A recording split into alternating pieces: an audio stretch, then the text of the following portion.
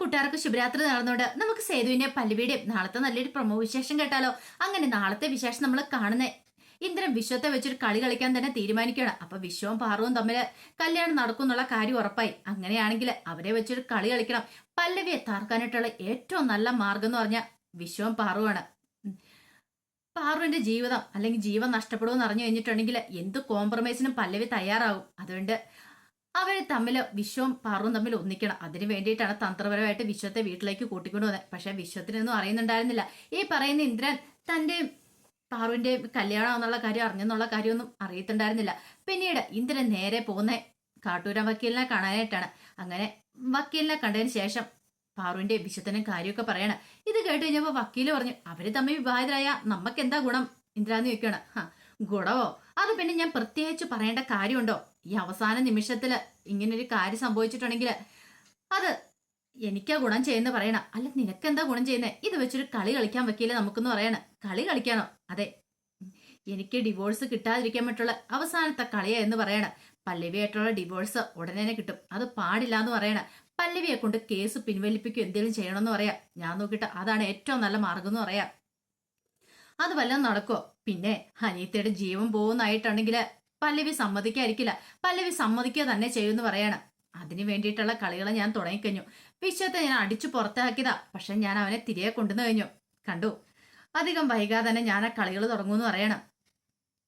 ഇത് കേട്ടതും കാട്ടൂരാൻ വക്കീൽ പറഞ്ഞു, അങ്ങനെയാണെങ്കിൽ നമ്മൾ ഉദ്ദേശിച്ച പോലെ തന്നെ നമുക്ക് കാര്യങ്ങളൊക്കെ നീക്കാൻ പറ്റും. ഇത് കേട്ടപ്പോ ഇന്ദ്രൻ പറഞ്ഞു, എന്റെ അവസാന പിടിവള്ളിയാണ്, ഇവിടെ എനിക്ക് വിജയിച്ചാൽ മതിയാവുള്ളൂ. അങ്ങനെയാണെങ്കിൽ ആ പല്ലവി എന്റെ കാൽക്കീഴിലേക്ക് വരുള്ളൂ. ദൈവം എന്റെ കൂടെ വക്കീലെ എന്നൊക്കെ പറഞ്ഞോണ്ട് അട്ടഹസിക്കുവാണ് ഇന്ദ്രൻ. എന്നിട്ട് കണ്ടില്ലേ, അല്ലെങ്കിൽ പിന്നെ എനിക്ക് ആ ആധാര ഓഫീസിലേക്ക് പോകാനായിട്ട് തോന്നിയതും അവരുടെ ആ കല്യാണത്തെക്കുറിച്ചുള്ള നോട്ടീസ് കാണാനായിട്ട് ഇടയാവുന്ന ഇല്ലല്ലോ. ആ കൃത്യസമയത്ത് ഞാൻ ചെന്നോണ്ടല്ലേ കാഴ്ചകളൊക്കെ കാണാൻ പറ്റിയത് എന്നൊക്കെ പറയാണ്. അങ്ങനെ ഇന്ദ്രൻ ഭയങ്കര സന്തോഷത്തോടെ തിരികെ വന്നേ. ഈ സമയം രാജലക്ഷ്മിക്ക് സന്തോഷമായിരുന്നു. ഇന്ദ്രന് മാറ്റം ഉണ്ടായി. ഇനി വിശ്വമായിട്ട് വഴക്കൊന്നും ഉണ്ടാക്കത്തില്ലല്ലോ. പിന്നീട് രാജലക്ഷ്മി വിശ്വത്തെ വിളിച്ച് ഉപദേശിക്കുന്നുണ്ട്. എടാ, നിന്റെ ചേട്ടന് ഇച്ചിരി മാനസിക വിഭ്രാന്തി ഉണ്ട്. പക്ഷെ എന്നാലും അനിയനോട് സ്നേഹമുള്ളവനാ.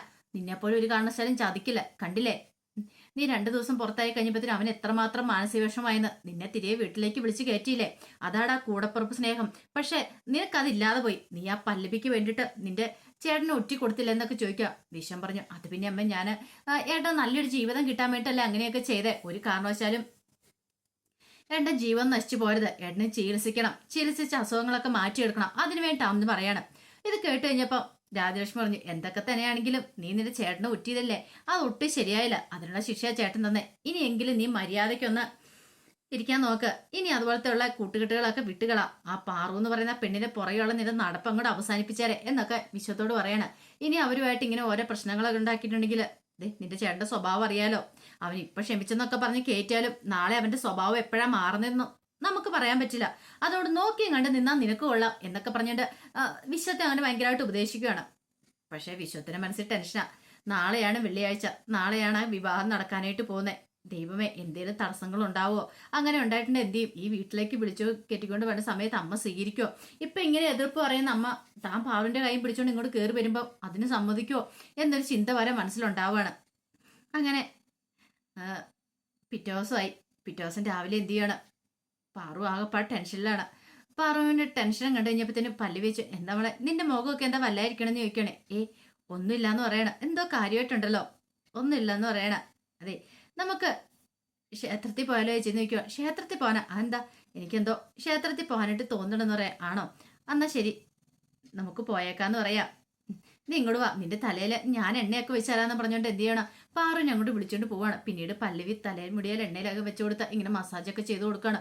പാറുവിന്റെ കണ്ണ് നിറഞ്ഞു വന്നു. ദൈവമേ, ഇനിയിപ്പം നാളെ ഇതൊക്കെ അറിഞ്ഞു കഴിയുമ്പോഴത്തേനും തന്റെ വിശ്വത്തിനും കല്യാണം കഴിഞ്ഞ് അറിഞ്ഞു കഴിയുമ്പോഴത്തേനും എന്തായിരിക്കും ചേച്ചിയുടെ നിലപാട്, ചേച്ചിയുടെ തീരുമാനം എന്തായിരിക്കും? അതൊക്കെ ഓർത്തപ്പത്തേനും പാറുവിന് ഭയങ്കര ടെൻഷനായി. പിന്നീട് പാറുണ്ട് പറഞ്ഞു, നിന്റെ മുഖത്തെ സങ്കടം എനിക്ക് മനസ്സിലാവുന്നുണ്ട്. ഒരുപക്ഷെ ക്ഷേത്രത്തിലേക്ക് പോകാതെ നീ പറഞ്ഞതുപോലും നിന്റെ മനസ്സിലെ ടെൻഷൻ കാരണമായിരിക്കില്ലേ. അമേരിക്കയ്ക്ക് പോകുന്നോണ്ട് നിനക്ക് ഇപ്പൊ കുറച്ച് ബുദ്ധിമുട്ടും കാര്യങ്ങളൊക്കെ കാണും. എന്നെ കാണാൻ പറ്റില്ല, അച്ഛനും അമ്മേനും കാണാൻ പറ്റില്ല. പിന്നെ അതിനേക്കാൾ ഉപരി വിശ്വത്തെ മറക്കാൻ നിനക്ക് ബുദ്ധിമുട്ടുണ്ടായിരിക്കും. അതൊന്നും ഓർത്ത് നീ വിഷമിക്കണ്ട. ഇപ്പൊ ഇത്തിരി വേദന സഹിച്ചാലും പിന്നെ നിനക്ക് നല്ലൊരു ജീവിതം കിട്ടും. അതോർത്ത് നീ സന്തോഷിക്കത്തുള്ളൂ. ഇപ്പൊ നിനക്ക് എന്നോടും അച്ഛനോടും അമ്മയോടൊക്കെ ദേഷ്യം തോന്നും പാറു എന്നൊക്കെ പറയാ. ഇത് കേട്ടതും പാറു, നീ ഇല്ല, അങ്ങനെയൊന്നും ഒരിക്കലും എനിക്ക് വിഷമമൊന്നും തോന്നത്തില്ല എന്ന് പറയാ. നമ്മൾ ഇച്ചിരി സഹിച്ചാലോ നമുക്ക് വിജയത്തിലേക്ക് എത്താനായിട്ട് നമുക്ക് സാധിക്കുള്ളൂ. നമുക്ക് നമ്മുടെ ലക്ഷ്യത്തിൽ എത്തണ്ടേ പാറു എന്നൊക്കെ പറയണം. തീടപ്പം പാർവതി പറഞ്ഞു ശരിയാ, അത് ചേച്ചി പറഞ്ഞ് ശരിയായിട്ടുള്ള കാര്യമാണ്. എന്നാൽ ശരി, എഴുന്നേക്ക്, കുളിച്ചു കഴിഞ്ഞു നമുക്ക് ക്ഷേത്രത്തിലേക്ക് പോകാമെന്ന് പറഞ്ഞുകൊണ്ട് അങ്ങനെ അവർ രണ്ടുപേരും കൂടെ റെഡിയാവുകയാണ്. ആ സമയം പ്രതാപൻ പൊന്നുമടത്തിലേക്ക് വരും. അപ്പൊ തലേദിവസം നല്ല തല്ല് കൊണ്ടിട്ടാ പോയത്. പിറ്റേ ദിവസം പ്രതാപൻ അങ്ങോട്ടേക്ക് കയറി വന്നു.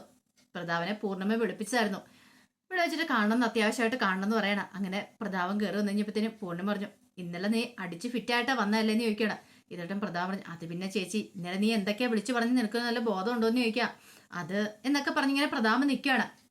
പിന്നീട് പൂർണ്ണം വെച്ചു, സത്യം പ്രതാപ, ഇന്നലെ നീ കുറച്ച് ഡയലോഗൊക്കെ പറഞ്ഞിട്ടുണ്ടായിരുന്നു.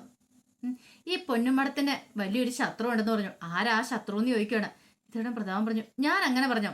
നീ വെറുതെ കള്ളത്തരൊന്നും പറയണ്ട, എന്റെ അടുത്ത് നീ ഒളിപ്പിച്ചു വെക്കാൻ ശ്രമിക്കണ്ട. ആരാ ശത്രു? മാധവേണ്ണെ ഇല്ലാതാക്കിയത് അയാളാന്ന് പറഞ്ഞു. അത് ആരാന്ന് എനിക്ക് അറിയണമെന്ന് പറയണം. ആ ശത്രു ആരാ, എന്താ ഏതാന്നൊക്കെ പ്രതാപം കിടന്ന് ഉരുണ്ട് കളിക്കാൻ ശ്രമിച്ചു. പ്രതാപം പറഞ്ഞു, എനിക്കങ്ങനെ ഒരാളെ കുറിച്ച് അറിയത്തില്ല, അത് ചിലപ്പോൾ അടിച്ചു ഫിറ്റായി കഴിഞ്ഞ സമയത്ത് ഞാൻ പറഞ്ഞായിരിക്കും എന്ന് പറയണം. ഇത് കേട്ടപ്പം ഒരു നിമിഷം ആലോചിച്ചിട്ട് പൂർണ്ണം പറഞ്ഞു, അങ്ങനെയൊന്നുമല്ല, എനിക്ക് മനസ്സിലായി, ആരോ ഒരാൾ ശത്രുണ്ട്, നിനക്കത് വ്യക്തമായിട്ട് അറിയുകയും ചെയ്യാം. പക്ഷെ നീ അതൊക്കെ മറച്ചു വെക്കുകയാണ്. പക്ഷെ ഒരു നാളെ ഞാൻ അറിയും പ്രതാപ, അങ്ങനെ എന്തെങ്കിലും ഉണ്ടെങ്കിൽ നീ ഒരു കാര്യം വിചാരിക്കണം, നിന്റെ സ്വന്തം ചോര തന്നെ ഞാനും. എന്നെയാണ് നീ വഞ്ചിച്ചുകൊണ്ടിരിക്കണേ. നീ ഇത്ര വലിയ ദ്രോഹം ചെയ്തിട്ടും നിന്നെ പിന്നെ ഈ കുടുംബത്തിൽ നീ കയറി വന്നപ്പോൾ നിന്റെ കയ്യും കാലും തല്ലി ഒടിക്കാതെ വിട്ടത് എന്റെ മര്യാദ. എന്റെ മാധവേണ്ണെ ഇല്ലാതാക്കിയെന്ന് പോലും എനിക്ക് നല്ല സംശയമുണ്ട് നീയാ ചെയ്തതെന്ന്. പക്ഷെ നീ പറയുന്നത് മറ്റൊരാളാന്ന്. അങ്ങനെ നിനക്ക് ഉറപ്പുണ്ടെങ്കിൽ നീ എന്തുകൊണ്ട് അയാളുടെ പേര് പറയുന്നില്ല? അങ്ങനെയാണെങ്കിൽ ആദ്യം നീ അയാളുടെ പേര് പറയേണ്ടതല്ല എന്നൊക്കെ ചോദിക്കുക. പക്ഷെ പ്രതാപൻ ഒഴിഞ്ഞു മാറി അവിടുന്ന് പോകാനായി ശ്രമിച്ചേ. അത് ഞാൻ അടിച്ച് ഫിറ്റായി കഴിഞ്ഞപ്പോൾ എന്തോ പറഞ്ഞു ചേച്ചെന്നൊക്കെ. പക്ഷെ പൂർണ്ണിമയ്ക്ക് അതങ്ങോട്ട് വിശ്വാസം വന്നില്ല. പ്രതാപൻ എന്തൊക്കെയോ ഒളിപ്പിക്കാൻ ശ്രമിക്കുന്നത് മനസ്സിലായിട്ടുണ്ട്. പിന്നീട് പൂർണ്ണം പറഞ്ഞു, നീ എത്രയൊക്കെ ഒളിപ്പിച്ചെന്ന് പറഞ്ഞാലും ഞാനത് കണ്ടെത്തുക തന്നെ ചെയ്യുമെന്ന് പറയണം. നിനക്കൊരിക്കലും എന്നിൽ നിന്ന് രക്ഷപ്പെടാൻ പറ്റില്ല എന്നൊക്കെ പറഞ്ഞു കഴിയുമ്പോഴത്തേനും പ്രതാപൻ പറഞ്ഞു, അത് പിന്നെ ചേച്ചി ഞാൻ വേണ്ട, നീ കൂടുതലൊന്നും പറയണ്ട, ഇനി എന്റെ കൺമുന്നിൽ പോലും കണ്ടേക്കരുത്, ഇറങ്ങി പോയിക്കോണമെന്നൊക്കെ പറഞ്ഞിട്ട് പ്രതാപനെ ഇറക്കി വിടണം. ഇന്നലെ ഇവിടെ നീ വന്ന് ഷോ കാണിച്ച സമയത്ത് നീ നല്ല ഫിറ്റായിരുന്നു. നിന്നോട് പറഞ്ഞാൽ നിനക്ക് മനസ്സിലാവുന്ന ഇതിൽ ആയിരുന്നില്ല, അതുകൊണ്ടാണ് സ്വഭാവത്തോടെ നിന്നെ നീ വിളിപ്പിച്ചേ. ഇനി നീ മേലാല് ഈ പൊന്നുമടത്തിന്റെ പടി പോലും ചവിട്ടി പോയേക്കളെന്ന് പറഞ്ഞുകൊണ്ട് പ്രതാപനെ അവിടെ നിന്ന് ഇറക്കി വിടുവാണ്. ഈ സമയത്ത് പല്ലവിയും പാറും കൂടെ നേരെ ക്ഷേത്രത്തിലേക്ക് ചെല്ലുവാണ്. അങ്ങനെ ക്ഷേത്രത്തിൽ ചെന്ന് മനോഹരി പ്രാർത്ഥിക്കുകയാണ്. കാരണം മറ്റൊന്നുമല്ല, പാറുന്റെ മനസ്സിലെ ചിന്ത എന്ന് പറഞ്ഞാൽ ഇന്നാണ് കല്യാണം, ഇനി വിശ്വം വരും. വിശ്വം വന്നു കഴിയുമ്പോഴത്തേനും എന്തായി തീരും എങ്ങനെയാ തീരും എന്നും അറിയത്തില്ല. കല്യാണം നടന്നു കഴിഞ്ഞാൽ ഒരു സമാധാനമുണ്ട്. പക്ഷെ അതിനേക്കാൾ ഇവര് വീട്ടിൽ അറിഞ്ഞു കഴിയുമ്പോൾ എന്തൊക്കെ പ്രശ്നം ഉണ്ടാവുന്ന അത് അങ്ങനെ അറിയത്തില്ല.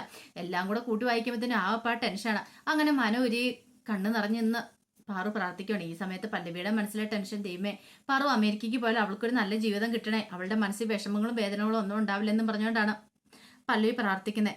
അങ്ങനെ പ്രാർത്ഥിച്ച് പ്രസാദമൊക്കെ വാങ്ങി ഇങ്ങോട്ട് നടക്കുന്ന സമയത്ത് പാറിന്റെ മുഖത്ത് സങ്കടം കണ്ടിച്ചപ്പോഴത്തേനും പല്ലവി പറഞ്ഞു, നീ എന്തിനാ വിഷമിക്കണേ? നീ വിഷമിക്കേണ്ട കാര്യമൊന്നും ഇല്ലെന്ന് പറയണേ. ഇത് കേട്ടപ്പോൾ പാറു പറഞ്ഞു, എന്നോട് പൊറുക്കണോട്ട് ചേച്ചിന്ന് പറയണം. പൊറുക്കാനോ? നീ അതിന് തെറ്റും ചെയ്തിട്ടില്ലോ, പിന്നെ ഞാൻ എന്തിനാ നിന്നോട് ക്ഷമിക്കണമെന്ന് പറയാണ്. ഒന്നുമില്ലാന്ന് പറയണം.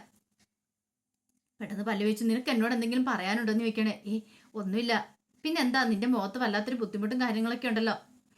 ഒന്നുമില്ല ചേച്ചി, എനിക്കെന്തോ ഇവിടെ ഒന്ന് പ്രാർത്ഥിച്ച് കഴിയുമ്പോൾ മനസ്സിന് ഭയങ്കര വിഷമം വന്നു, അതുകൊണ്ട് ഞാനങ്ങോട്ട് പറഞ്ഞതേ ഉള്ളൂ എന്ന് പറഞ്ഞിട്ട് പാറു അങ്ങോട്ടേക്ക് പോവാണ്. ഈ സമയം പല്ലവി ഓർത്തി ഇവൾക്ക് ഇത് എന്ത് പറ്റി. പിന്നീട് പാറു, ചേച്ചി എനിക്ക് അത്യാവശ്യമായിട്ട് ഒരു സ്ഥലം വരെ പോകണ്ടെന്ന് പറയണേ. എവിടം വരെ? അതൊക്കെ ഞാൻ വന്നിട്ട് പറയാം ചേച്ചിയോട് എന്നും പറഞ്ഞിട്ട് പാറു അങ്ങോട്ടേക്ക് പോവാണ്. പല്ലവി ഓർത്തി ഇവൾക്ക് എങ്ങോട്ടാ പോണേ? ചിലപ്പം ആരെങ്കിലും കാണാനിരിക്കായിരിക്കും, അമേരിക്കയിൽ പോവല്ലേ. പക്ഷെ വ്യക്തമായിട്ടൊരു മറുപടി ഒന്നും പാറു പറയാതെയാണ് പോയത്. ചേച്ചിയോട് പറഞ്ഞിട്ട് പോകാനായിട്ട് പറ്റില്ലല്ലോ. അതുകൊണ്ട് പാറു ഇങ്ങോട്ടേക്ക് പോവാ. ഈ സമയം പല്ലവിക്ക് നല്ല ടെൻഷനുണ്ട്. പാവം, അവൾക്ക് അമേരിക്കയ്ക്ക് പോകുന്ന ടെൻഷനുണ്ട്, അതുകൊണ്ടാണ് അവൾക്ക് ഇത്രമാത്രം സങ്കടം എന്നൊക്കെ വിചാരിച്ചുകൊണ്ട് പല്ലവി അങ്ങോട്ടേക്ക് പോയി. പിന്നീട് പല്ലവി സേതുവിനെ വിളിക്കുകയാണ്. സേതുവിനെ വിളിച്ചിട്ട് സേതുവേട്ടാ ഇങ്ങോട്ടൊന്ന് പറഞ്ഞാൽ എനിക്കൊന്ന് കാണണമെന്ന് പറയാണ്. അങ്ങനെ സേതു വന്നു. ഇപ്പൊ രണ്ടുപേരും രണ്ട് സ്ഥലത്തായതുകൊണ്ട് എപ്പോഴൊന്നും കാണാനൊന്നും പറ്റില്ലോ.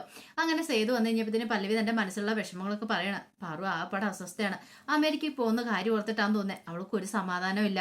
അവള് ഭയങ്കര കരച്ചിലൊക്കെയാന്ന് പറയാ. സേതു പറഞ്ഞു, അതൊന്നും കുഴപ്പമില്ല, അതൊക്കെ മാറിക്കോളും. അമേരിക്കയിൽ ചെന്ന് കുറച്ച് ദിവസം കഴിഞ്ഞ് കഴിയുമ്പോഴത്തേനും അവള് മാറിക്കോളും. ഇനി ആ കാര്യത്തിലൊരു പേടി വേണ്ട. പിന്നീട് അവൾക്ക് ഇങ്ങോട്ടേക്ക് വരാനായിരിക്കും മടി എന്നൊക്കെ സേതുവും പറയുന്നുണ്ട്. ഈ സമയം പാറു നേരെ വിശ്വം വിളിച്ചിടത്തേക്കാണ് ചെല്ലുന്നത്. അങ്ങനെ വിശ്വം കാത്തിരിക്കുന്നുണ്ടായിരുന്നു. പാറിനെ കണ്ടും വിശ്വസിച്ച് വേറെ കുഴപ്പമൊന്നും ഇല്ല അല്ലേന്ന് ചോദിക്കുകയാണ്. ഇല്ലാന്ന് പറയണ. എന്നാ ബാ നമുക്ക് പോവാന്ന് പറയണ. പാറു പറഞ്ഞ് എനിക്ക് നല്ല പേടിയാന്നുള്ളെന്ന് പറയാം. എന്തിനാ പേടിക്കണേ? പേടിക്കേണ്ട കാര്യമൊന്നുമില്ല. ഇങ്ങോട്ട് വരാനും പറഞ്ഞിട്ട് പാറുവിന്റെ കൈയും പിടിച്ചോണ്ട് അങ്ങോട്ട് പോവാണ്. നേരെ രജിസ്റ്റർ ഓഫീസിലേക്കാ പോകുന്നത്. അങ്ങനെ അവര് രജിസ്റ്റർ ചെയ്യാനായിട്ടൊക്കെ പോവാണ്. ഈ സമയത്ത് സേതു പല്ലവിയോട് പറഞ്ഞു, ഒരു കാര്യം ചെയ്യാം, ഞാൻ രജിസ്റ്റർ ഓഫീസിൽ ആധാരത്തിന് മുന്നാധാരത്തിന്റെ കാര്യത്തിന് വേണ്ടി കൊടുത്തിട്ടില്ലായിരുന്നോ? അവനാണെ വിളിച്ചിട്ട് കിട്ടുന്നുമില്ല. അവിടെ പോയി അതൊന്ന് അന്വേഷിച്ചിട്ട് പോവാം. നീയും കൂടെ എൻ്റെ കൂടെ വരണം പല്ലവി എന്ന് പറയാം. പല്ലവി ശരി ഞാൻ വരാം, നമുക്ക് ഒരുമിച്ച് പോകാമെന്നും പറഞ്ഞുകൊണ്ട് അങ്ങനെ അവർ രണ്ടുപേരും കൂടെ രജിസ്റ്റർ ഓഫീസിലേക്ക് പോവാണ്. അപ്പം നാളെ ഫുൾ വിശേഷം വന്നു കഴിയുമ്പോൾ അറിയാം എന്തൊക്കെ സംഭവിക്കും എന്നുള്ളത്. അങ്ങനെ അവസാനം പാറുവും വിശ്വവും തമ്മിലുള്ള കല്യാണം നടന്നു കഴിയുമ്പോഴത്തേനും ഇന്ദ്രൻ അതൊരു തനിക്ക് പല്ലവിയിൽ നിന്ന് മോചനം കിട്ടാതിരിക്കാൻ വേണ്ടിയിട്ട് ഉള്ള ഒരു തന്ത്രമായിട്ട് അതിനെ മാറ്റിയെടുക്കാനായിട്ട് പോവാണ്. അപ്പോൾ അതിൻ്റെ വിശേഷങ്ങളൊക്കെയാണ് കാണാൻ പോകുന്നത്. ആ വിശേഷങ്ങൾക്കായി നമുക്ക് എല്ലാവർക്കും കാത്തിരിക്കാം കേട്ടോ. ഒരിക്കൽ കൂടി എല്ലാവർക്കും ശുഭരാത്രി നേർന്നുകൊണ്ട് നിർത്തുന്നത്.